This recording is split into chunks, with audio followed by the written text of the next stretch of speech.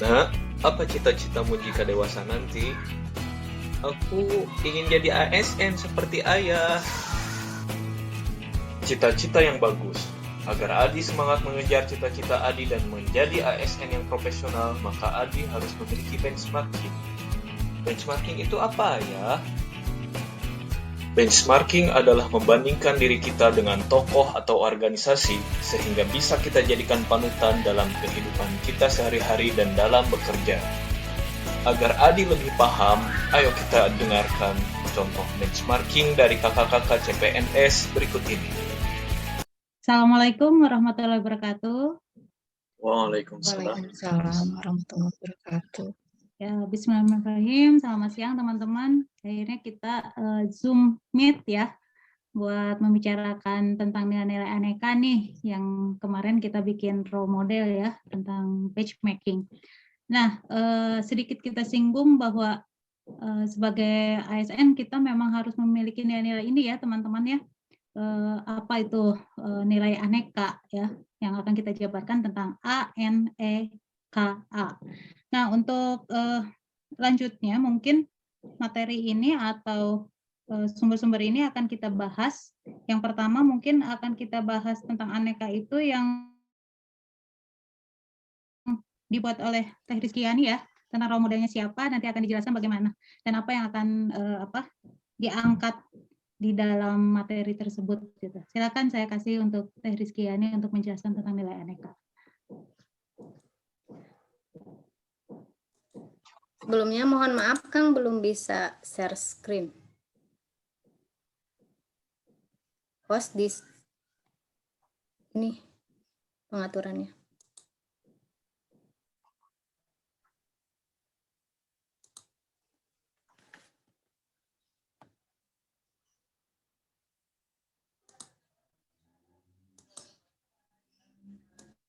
Pengaturannya tuh kalau nggak salah di share screen-nya di klik kanan ya.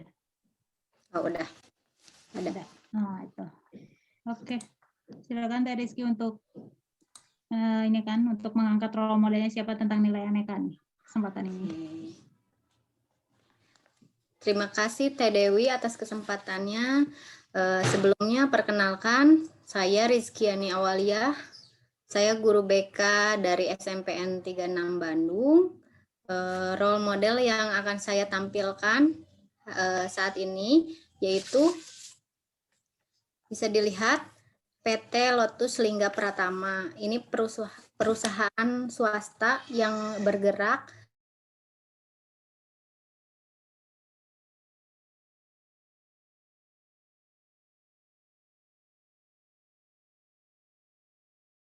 industri besar. Berikut profilnya mungkin dapat dibaca atau dapat dilihat langsung di website perusahaannya ya. Tuh. Kemudian yang menjadi atau menginspirasi saya adalah walaupun perusahaan swasta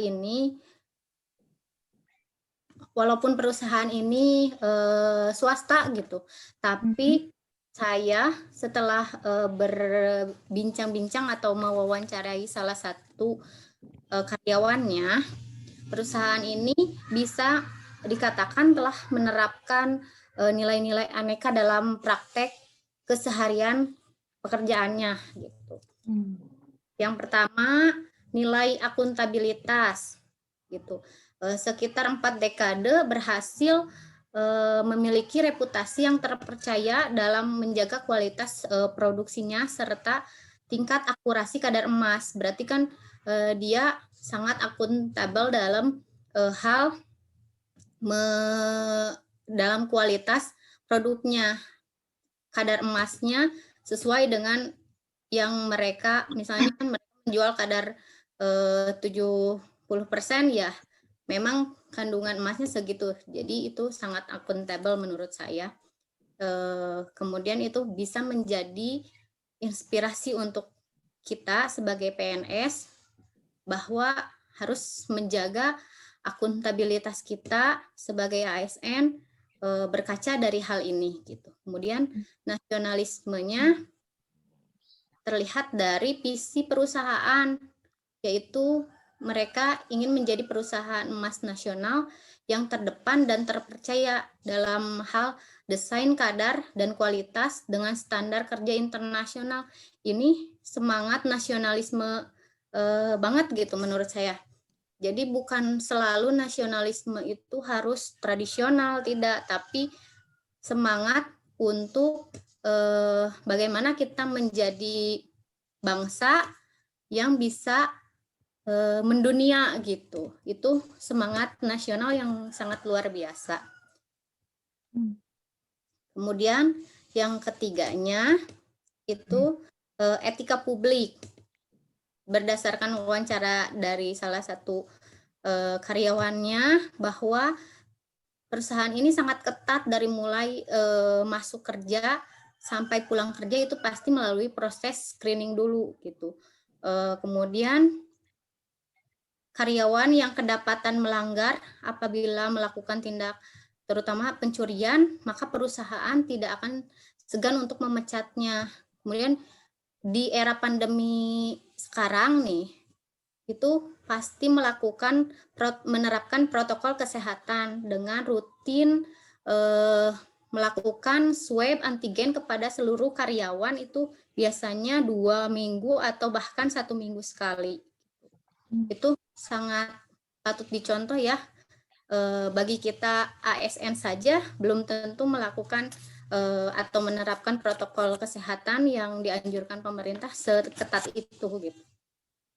Kemudian yang keempat, komitmen mutu terlihat dari misi perusahaan yang bertekad menciptakan SDM yang kompeten dan tim kerja yang solid, inovatif, kemudian meningkatkan kepuasan kualitas pelanggan serta menciptakan sistem manajemen yang bermutu. Itu kan terlihat bahwa mereka berkomitmen untuk meningkatkan mutu perusahaan mereka.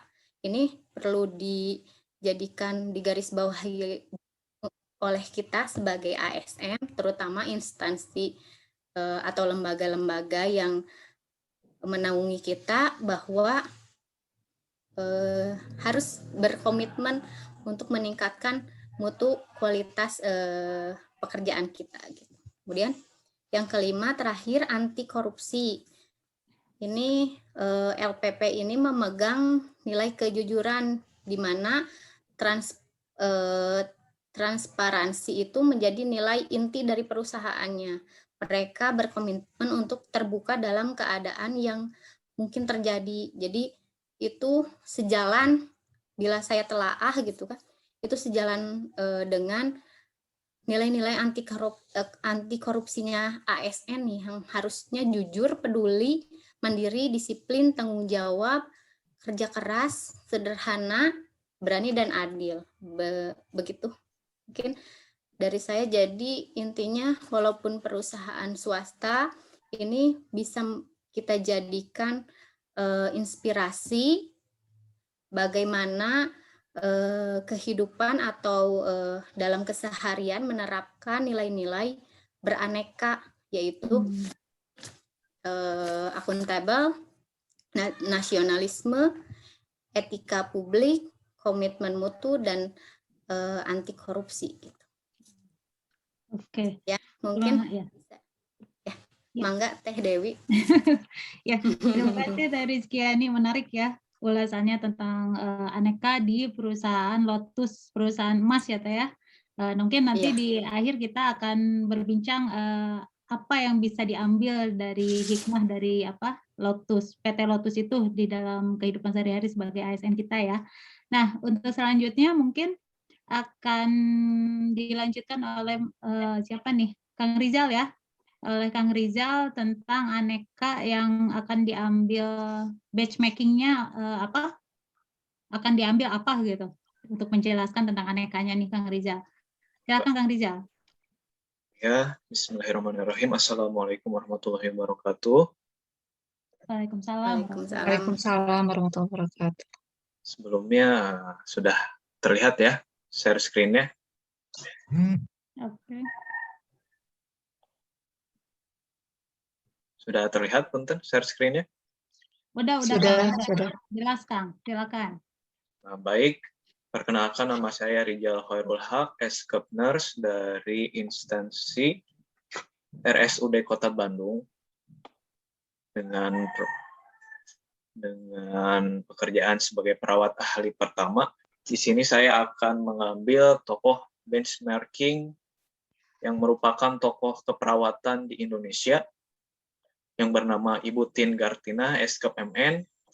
Beliau secara pribadi merupakan dosen saya, kepala program studi saya waktu mahasiswa, dan juga secara organisasi beliau masuk ke dalam pengurus dari PPNI, diantaranya adalah dengan menjadi anggota Majelis Kehormatan Etika Keperawatan, kemudian juga sebagai anggota dari Badan Pengawas Rumah Sakit di lingkungan Kementerian Kesehatan Republik Indonesia, dan secara pengalaman ialah beliau sebagai tokoh pendiri Fakultas Ilmu Keperawatan pertama di Indonesia, yaitu FIK UI, dan juga termasuk pendiri dari PSIK, Program Studi Ilmu Keperawatan di UIN Syarif Hidayatullah Jakarta. Kemudian hal yang mendasari saya mengangkat beliau sebagai profil yang boleh kita jadikan role model atau benchmarking dalam rangka meningkatkan nilai aneka di dalam diri kita sebagai CPNS adalah pertama, beliau dalam segi akuntabilitas selalu menampilkan sikap profesionalisme dalam mengerjakan tugas, baik saat beliau sebagai perawat, dosen, maupun anggota dari suatu organisasi profesi, dengan perilaku yang beliau tampilkan seperti perilaku konsisten, tepat waktu, bertanggung jawab, serta memiliki visi, misi, dan semangat dalam bekerja. Yang kedua, dalam segi nasionalisme, beliau sangat peduli dengan perkembangan keperawatan di Indonesia dengan menjadi pendiri Fakultas Ilmu Keperawatan pertama di Indonesia. Dan kemudian beliau menjadi dosen dengan harapan dapat berkontribusi dalam meningkatkan kualitas keperawatan di Indonesia melalui pendidikan. Beliau juga acap kali menjadi pembicara di tingkat internasional yang mengharumkan nama bangsa.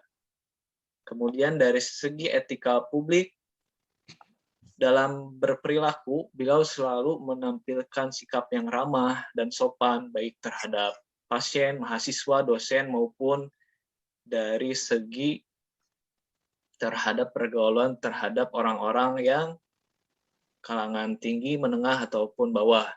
Beliau selalu menjaga etika dalam menjalankan pekerjaannya dan pernah juga dipercaya sebagai anggota Majelis Kehormatan Komite Etik di Keperawatan pada organisasi PPNI, serta beliau juga pernah membuat buku tentang etika di dalam keperawatan.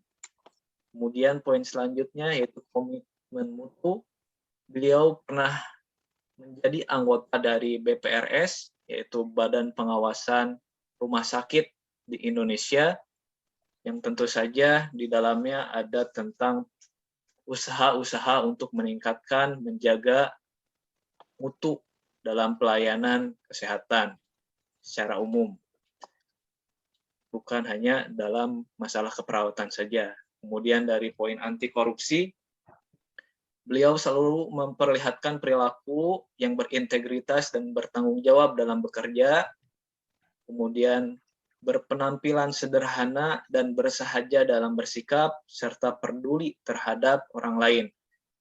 Hal-hal ini tentunya merupakan dasar dari perilaku anti korupsi, di mana seseorang yang bersahaja, sederhana, dan peduli, insya Allah menjadi poin yang menguatkan sikap anti korupsi. Ini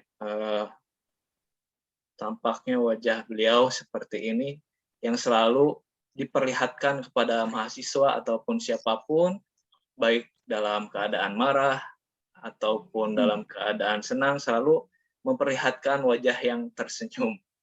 Nah, ini yang selalu menjadi poin yang selalu kami ingat sebagai mahasiswa yang mengenal beliau. Mungkin itu saja yang saya sampaikan. Terima kasih. Wassalamualaikum warahmatullahi wabarakatuh. Waalaikumsalam warahmatullahi wabarakatuh. Keren ya ininya, maksudnya si ibunya gitu. Saya juga kagum pas saat pemaparan berikut. Si ibunya keren. Banyak sekali yang bisa diambil.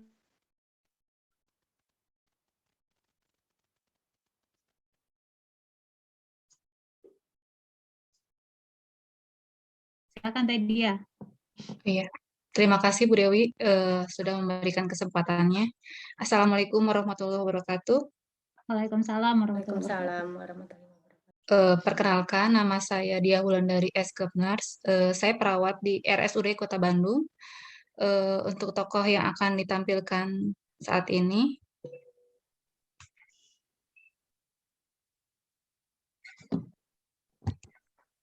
Ya, siapa teh? sebentar.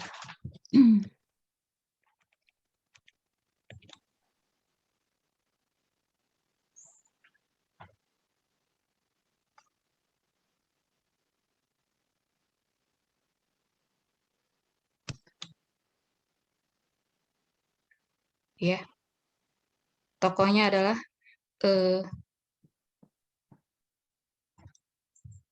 Bapak Adlil Umarat. Beliau adalah seorang childhood optimizer trainer. Beliau mengajar selain menjadi trainer, beliau juga mengajar di Universitas Al-Azhar Indonesia. Beliau juga aktif di Rumah Kepemimpinan. Beliau juga seorang penulis.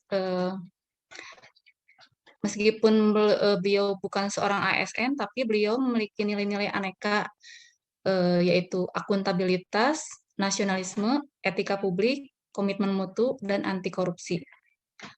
Dalam hal akuntabilitas, beliau memiliki nilai-nilai kepemimpinan yang tegas dan integritas, yaitu mampu memberikan contoh kepada orang lain. Beliau juga memiliki tanggung jawab dan konsisten terhadap pendidikan anak usia dini. Dalam hal nasionalisme, beliau memiliki keinginan bahwa bangsa Indonesia berubah menjadi lebih baik dengan melakukan intervensi pada keluarga. Beliau memberikan pelatihan kemampuan orang tua yang ada di Indonesia bagaimana mengoptimalkan masa kecil anak agar tumbuh optimal melalui strategi komunikasi yang efektif dan strategi bermain yang tepat. Dalam hal etika publik, beliau mampu menjalankan tugasnya secara profesional. Beliau memberikan ilmu dan semangatnya kepada orang tua agar bisa mendidik anak dengan baik. Beliau mampu merespon dan memberikan solusi kepada orang tua yang bertanya dengan cepat dan tanggap, memiliki sopan santun, dan mampu berkomunikasi yang baik dengan orang lain. Dalam hal komitmen mutu, beliau memiliki semangat yang tinggi dalam belajar, mampu bekerja secara efektif dan efisien. Beliau juga memiliki prinsip bahwa setiap peluang itu hanya ada satu kali kesempatan. Dalam hal inovasi, beliau selalu menciptakan karya-karya baru yang berkualitas. Beliau memiliki prinsip bahwa hidup itu harus memiliki karya terbaik. Dalam hal anti korupsi, beliau itu orang yang jujur, disiplin, memiliki kepedulian kepada orang lain, dan termasuk orang yang sederhana dan berani.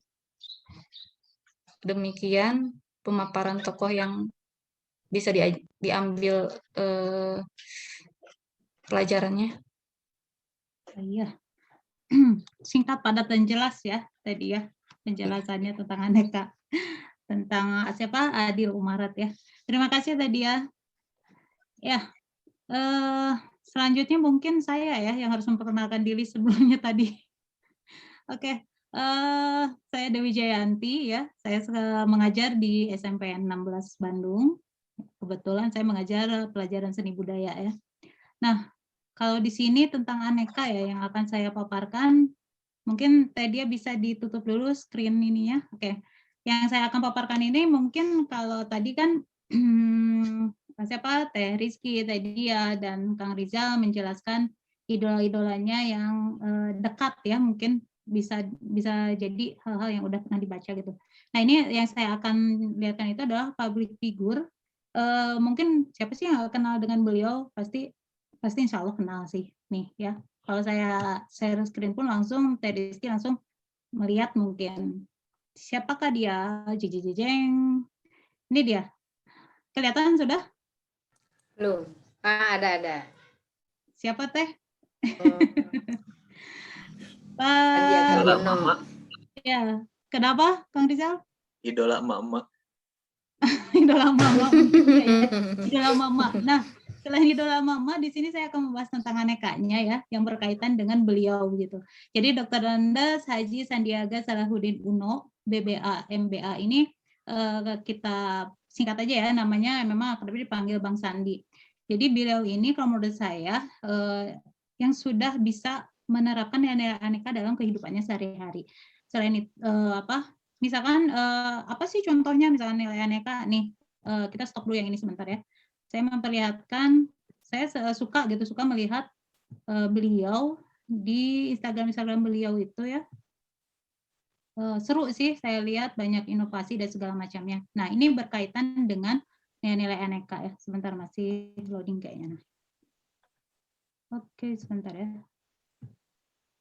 Kok nggak bisa diklik. Sudah ada layarnya? Sudah. Oh, ini ke itu ya. Sebentar. Berat jadinya. Kita stop dulu. Nah, Bang Sandi ini dia kan jadi menteri ya. Sekarang itu dia jadi menteri. Kok jadi ke sini sebentar. Hari ini kita ada yang mengikuti nggak ininya? Sosial media beliau. akan kunjungan kerja ke Maaf. Bali. Sorry. Loading ininya. Nah, ini aja ya. Ini salah satu yang saya kagumi juga gitu dari artikel-artikel yang saya lihat selain dari Instagram, biografinya Sandiaga Uno pengusaha muda kaya di Indonesia. Kalau menurut saya beliau ini kan seorang politikus juga ya kalau sekarang. Dulu itu kan beliau sebagai pengusaha juga. Kalau melihat dari Instagramnya, maaf di sini Instagramnya saya nggak bisa ngebuka barusan karena memang loadingnya lama. Kalau menurut saya jiwa nasionalis beliau itu sangat tinggi gitu. Kalau dari akuntabelnya itu beliau salah satu kalau menurut saya teladan ya untuk generasi muda itu karena beliau itu seorang mahasiswa yang komlot juga, semua komlot. Jadi IPK-nya tuh 4. Kalau menurut saya itu bisa menjadi teladan untuk generasi muda gitu ya. Akuntabelnya dia untuk dirinya sendiri. Tapi kalau untuk masalah di kementerian dia memang banyak sekali karya-karyanya dia gitu, rasa tanggung jawabnya dia sebagai seorang nasionalis. Dia pernah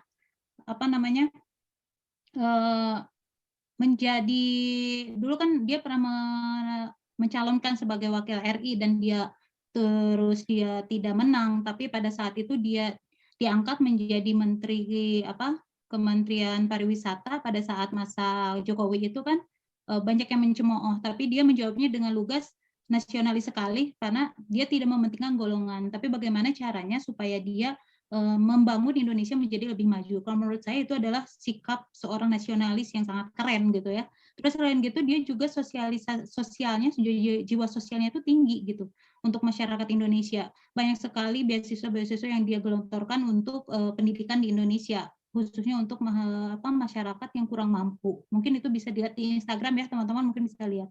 Selain itu juga kalau dari etika publik ya, dari etika publik itu dia menjalankan tugasnya secara profesional sebagai menteri pariwisata ya, karena memang dia basicnya dari pengusaha. Jadi pas saat dia menjadi Kementerian Pariwisata itu dia punya step by step untuk memajukan pariwisata di Indonesia seperti apa. Jadi etika publiknya juga udah tidak bisa istilahnya kalau menurut saya etika publiknya itu udah keren banget gitu, nggak harus dipertanyakan lagi gitu kalau Pak Sandi ini. Terus selain itu juga dari segi aneka ya, dari komitmen mutu.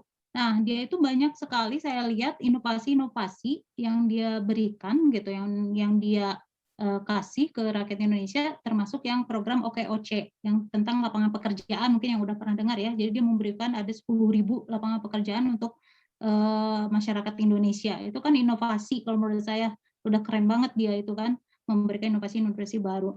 Terus selain itu juga terakhir ini saya melihat bahwa dia itu memberikan kayak bendera putih gitu, maksudnya bendera putih itu untuk mengatakan PPKM yang ada sekarang ini, pedagang-pedagang itu semakin merasa tercekik gitu dengan adanya PPKM ini gitu. Bagaimana solusinya dia supaya melihat bendera putih itu berkurang katanya. Nah, itu salah satu inovasi-inovasi untuk menjaring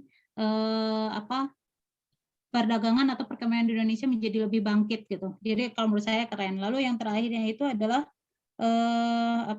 A-nya itu anti korupsi. Kalau menurut saya lihat seorang Bang Sandi ini ya, dia seorang pengusaha kaya, sukses gitu, tapi low profile dalam artian low profile pemakaian ya, sederhana, bersahaja, terus termasuk anak dan istrinya juga tidak berlebihan.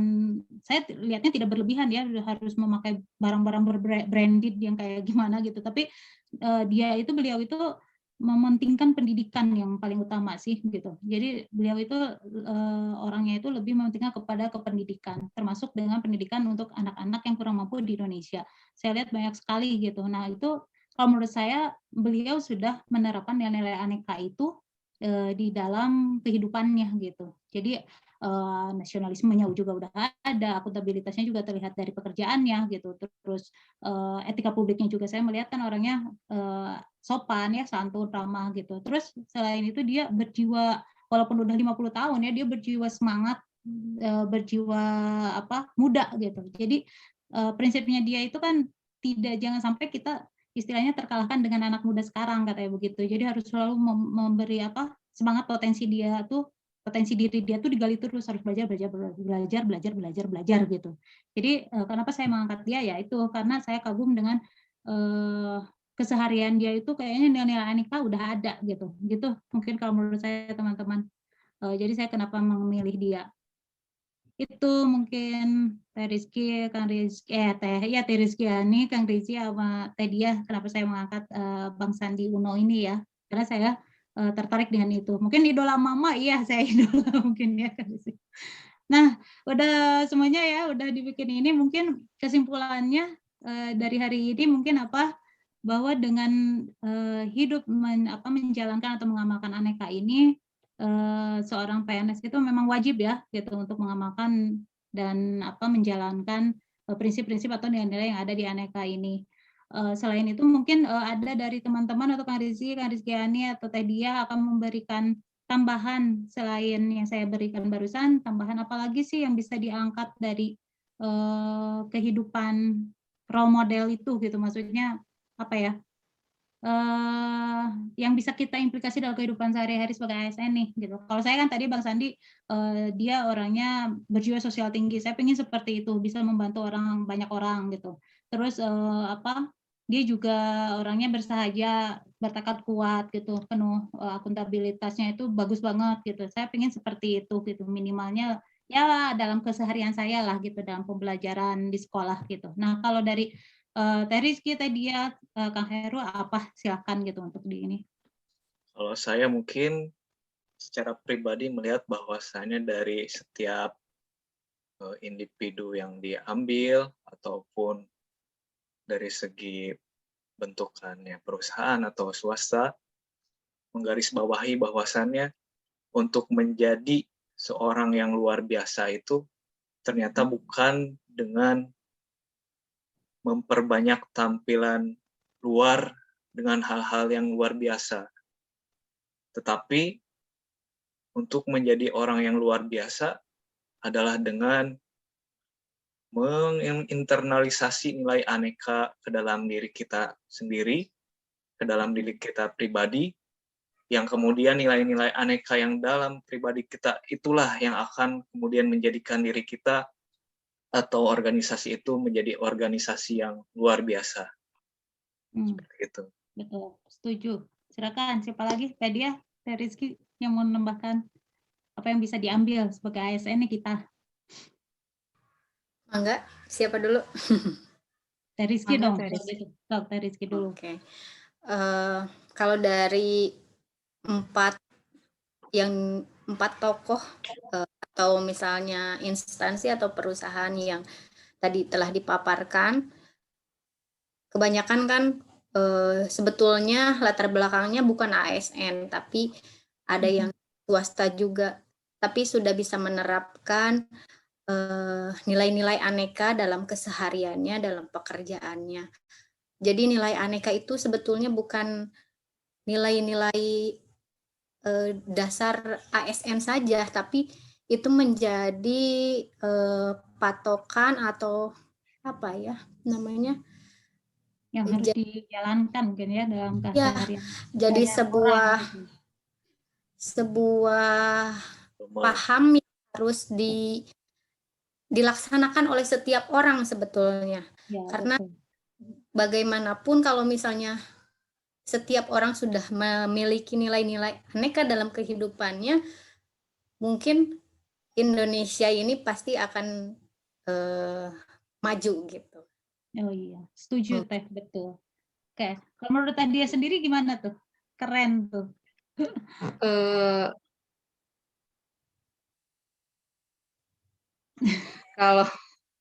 kalau saya apa ya,